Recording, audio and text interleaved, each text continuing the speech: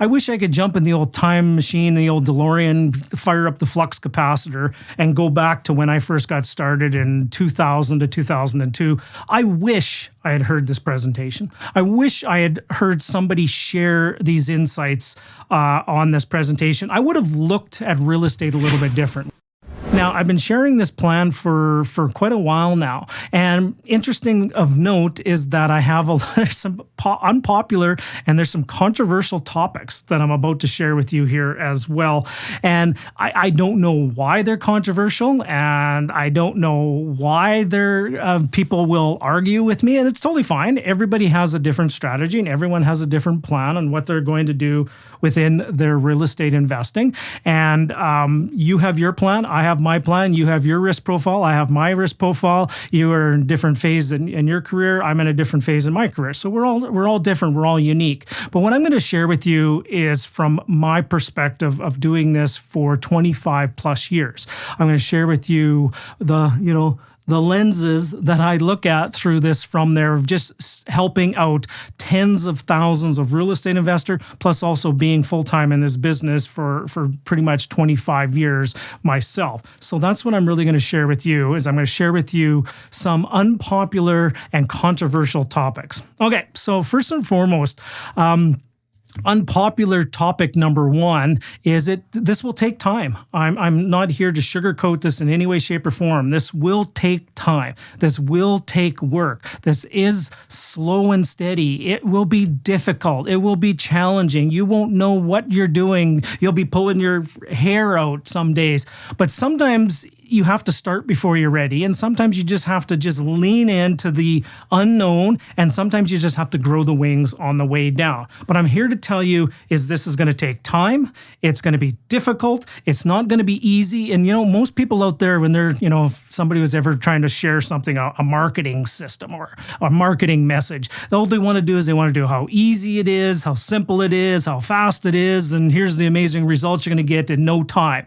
As a matter of fact, my belief is to tell you the truth. And this is the truth that I'm sharing with you, is the truth from 25 plus years, is it will take time. It will be difficult, right? This is going to be a very simple plan. It's very simple, but it's not going to be easy. As a matter of fact, some people might say this is a very boring plan, and that's okay too, right? But it's not going to be easy. It's going to be difficult. Now, for some of you are sitting there going, okay, Russ, it's going to be difficult. It's going to be challenging. It's going to take some time.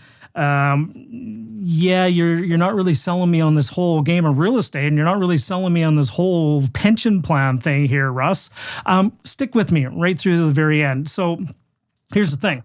When I'm about to share with you a plan on how to do this in 15 years or less versus maybe working a full-time job for 40 years or more, who knows, right? So it will be probably a quicker, shorter path than the traditional route you've been taught all these years, but it's going to be 100% difficult. It's going to be 100% challenging. It's going to be simple. It's not easy. And I'm actually going to share with you a plan here too about paying off debts and how do you get a portfolio free and clear. The interesting thing of having a free and clear portfolio, that is probably one of the conversation topics that people will talk to me about. And it's the one that's the most controversial, as people will argue with me and they go, well, why would you ever want to have free and clear properties, leverage, use leverage, be smart with this, all this kind of stuff. Stick with me here, gang. And I'll also preface this in a second here about what I'm not saying at the same time. I know that sounds a little odd, is what I'm not saying here, but just stick with me here for a minute as well. Okay, but here's a couple lessons that I want to share with you as well.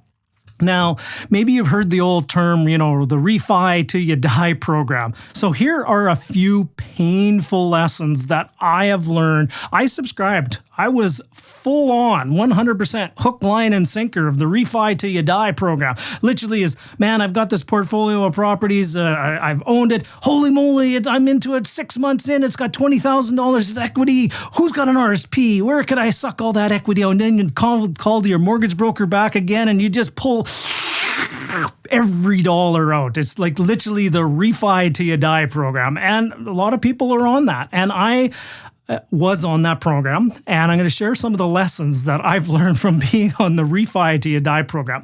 Number one is living off borrowed money is very a slippery slope. It is a very slippery slope about just living off borrowed money. That is not a long-term success formula of living off borrowed money. And the other thing I learned too is borrowed money is not profits and borrowed money is not cash flow. Right. So, for example, you sit there and maybe you go, well, you refied a portfolio and you pulled out $200,000 and oh, look what I'm going to do now. I'm going to retire my spouse and I'm going to go live off of this. I've got 2 years of cash in the bank.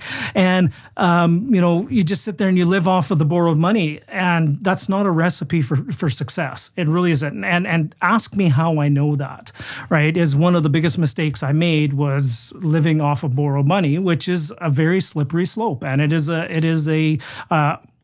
the road to nowhere. It's not only, maybe I'm going to reframe that. It's on a road to ruin quite quickly, to be honest. So just understand that borrowed money is not profits and borrowed money is not cash flow. So just make sure you use the debt, use the leverage like a tool. And the analogy I use a lot when it comes to borrowing money and leverage, I use this analogy all the time, is let's take the analogy of borrowing money in the mortgages is like a chainsaw. It's a tool. It's a tool for a job.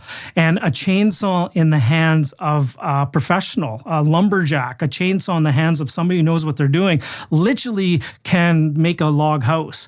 A chainsaw in the hands of somebody who knows what to do and can carve a totem pole. A chainsaw in the hands of somebody who knows what can do it can actually know exactly where to chainsaw and cut the part of the tree to have that tree fall between a 4-foot gap, right? But at the same time, the chainsaw in the hands of somebody who doesn't know what they're doing, a chainsaw in the hands of somebody who's not experienced, could literally lose a limb.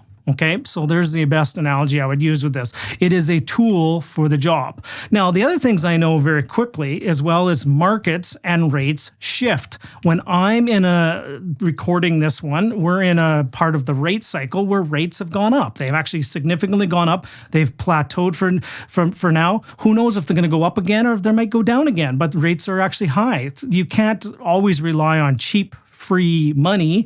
Rates move. Other things too is markets move at the same time too. When you were maybe thinking about that you were going to sell that flip house for $100,000 more and all of a sudden now it's $100,000 less, but you can't rent it and it's now a significantly negative cash flow property to hang on to. Markets and rates shift. The other thing here too, and this is a term that I recently heard, was called SWAN, S-W-A-N, sleep well at night. Sometimes when you have a portfolio over here, so let's say you just have this portfolio here of properties that are free and clear, and you'll literally sit there and go, free and clear properties. I just saw a newspaper article that the Bank of Canada might be raising interest rates again. I guess that really doesn't matter to me on this portfolio over here because I don't have any mortgages on it. Now, and here's the analogy I use.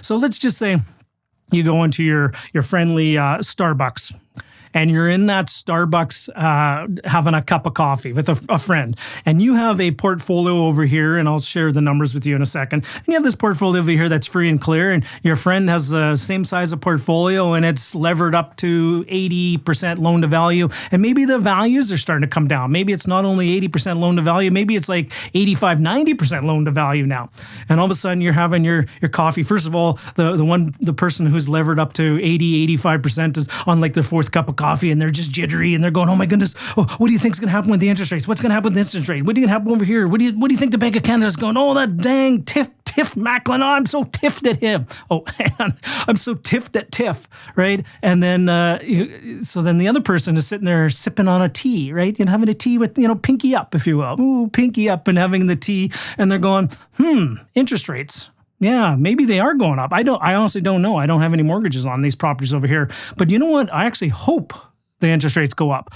And the other person go, why would you hope the interest rates go up? Well, the other person who's free and clear will sit there and go, if the interest rates go up, I actually probably raise my rents over here and I'll actually get more cash flow out of this as well. So here's the thing, gang, is I'm not saying have no mortgages, and I'm not saying be debt averse. I'm saying maybe have a small portfolio over here that are free and clear for something that you can just sleep well at night. And then the last one here, and this is the one that was probably the biggest eye-opener for me, and that's why I include this picture of a family here, is when you actually start thinking about legacy planning, when you start thinking about planning for the future, when you start thinking about handing down those assets to other family members, to charitable donations, and you pass that legacy on.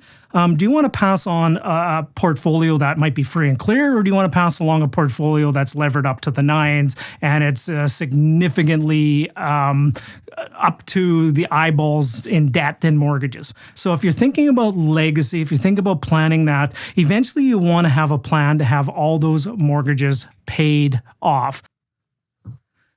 Hey, wait a minute, you're still here. Didn't you know the video is over? You know what? Since you stuck around right to the very end, it's time for a little reward, a little bonus for you. Number one, make sure you subscribe. There will be a button below here. Hit that subscribe button, bell notification to not miss an upcoming episode. And over here will be a hand-selected playlist and the next video for you to watch to keep your momentum going forward. All right, gang, let's go.